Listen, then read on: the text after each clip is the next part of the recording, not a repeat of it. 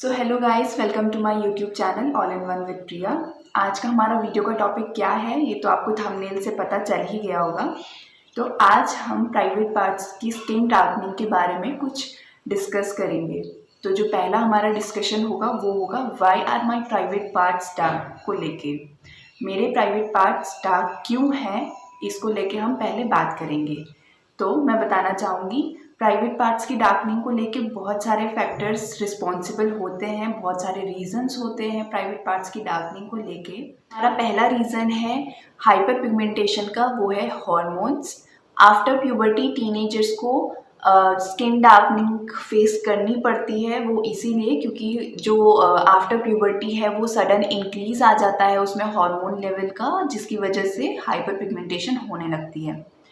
हमको ये hyper pigmentation pregnant females में भी देखने को मिलती है क्योंकि उनमें भी सेम रीज़न आता है, हार्मोन लेवल का सडन इंक्रीज हो जाना। तो टाइम ये जो हाइपर पिगमेंटेशन है वो नहीं जाती है, इवन टाइम के साथ और डार्क होती जाती है। तो दूसरा रीज़न हाइपर पिगमेंटेशन का एज है। जैसे जैसे एज बढ़ती चली जाती है वैसे वैसे हाइपर पिगमेंटेशन भी हम फेस करने को मिलती है। हमने देखा ये कि जो हमारे ग्रैंड पेरेंट्स होते हैं उनके हाथों पे पैरों पे ब्लैक स्पॉट्स आने लगते हैं, वो इसीलिए क्योंकि जो फैटी टिश्यूज़ होती हैं वो थिन होती चली जाती हैं और उनसे हाथ पैर जो भी हमारे बॉडी पार्ट्स होते हैं वो पिगमेंटेड होते चले जाते हैं। दूसरा रीज़न एज के साथ साथ हाइपर पिगमेंटेशन बढ़ने का ये भी है क्योंकि हमारी बॉडी बहुत सारे हार्मोनल चेंजेस फेस कर लेती है, तो उसकी वजह से भी हमको हाइपर पिगमेंटेशन देखने को मिलता है। तीसरा रीज़न है हाइपर पिगमेंटेशन का, वो है PCOS, जो कि सिर्फ और सिर्फ फीमेल्स में ही होती है।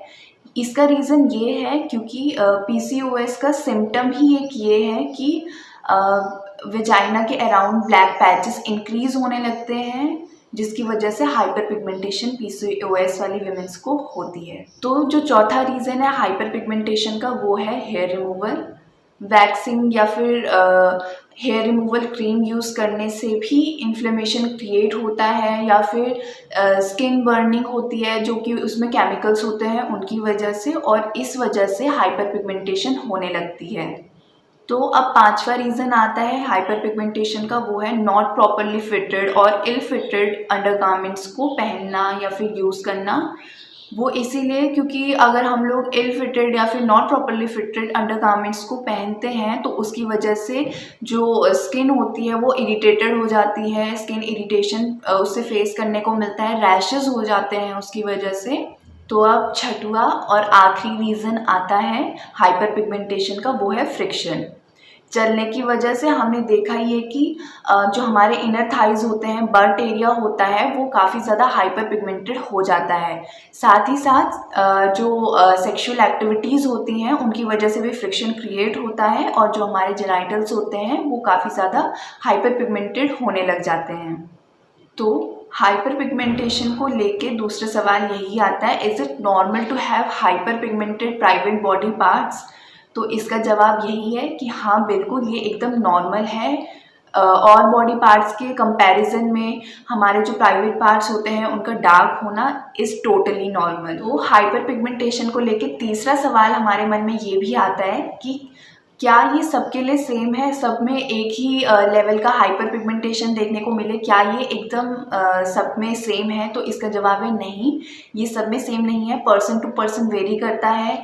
जो हमारा नॉर्मल स्किन टोन है इस पर डिपेंड करता है हाइपर पिगमेंटेशन। इसमें कोई भी नॉर्मल कलर नहीं होता है, पर हाँ इतना कह सकते हैं कि जो नॉर्मल हमारे बॉडी पार्ट्स होते हैं उनसे ज़्यादा डार्क होते हैं हमारे प्राइवेट बॉडी पार्ट्स। तो अब चौथा और आखिरी सवाल आता है हाइपर पिगमेंटेशन को लेके, is there any way to lighten up your private body parts? तो इसका जवाब है हाँ, तरीके तो बहुत सारे हैं। कुछ केमिकल ट्रीटमेंट्स हैं, होम रेमेडीज़ हैं, या फिर आप कोई टिप वगैरह फॉलो कर सकते हैं। पर अगर आप मेरा ओपिनियन ले तो मैं तो यही कहूँगी कि हाँ, आप होम रेमेडीज़ तो ट्राई कर सकते हैं, टिप्स फॉलोज कर सकते हैं, पर केमिकल ट्रीटमेंट से आप दूर रहें तो वो बेटर है क्योंकि जो हमारे प्राइवेट बॉडी पार्ट्स होते हैं वो काफ़ी ज़्यादा सेंसिटिव होते हैं। तो मैं तो अवॉइड ही करूँगी कोई भी केमिकल वगैरह ट्रीटमेंट करना अपने बॉडी पार्ट पे। कुछ चीज़ें मैं आपको बताना चाहूँगी जो कि आप फॉलो कर सकते हैं। आप अपने बॉडी पार्ट्स का जो प्राइवेट बॉडी पार्ट्स हैं उनमें पीएच लेवल को बैलेंस्ड रखें।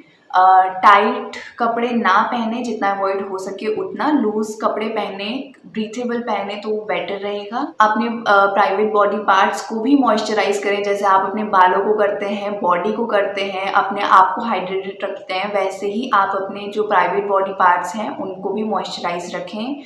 वर्कआउट के बाद आप जो भी स्वेट वाले कपड़े रहते हैं उनको चेंज करें, क्योंकि इससे जो फ्रिक्शन होता है, इरिटेशन बढ़ता है। तो जब भी आप वर्कआउट करके आएँ तो फिर अपने क्लोथ्स ज़रूर चेंज करें। अब आता है जेंटली वॉश योर जेनाइटल्स।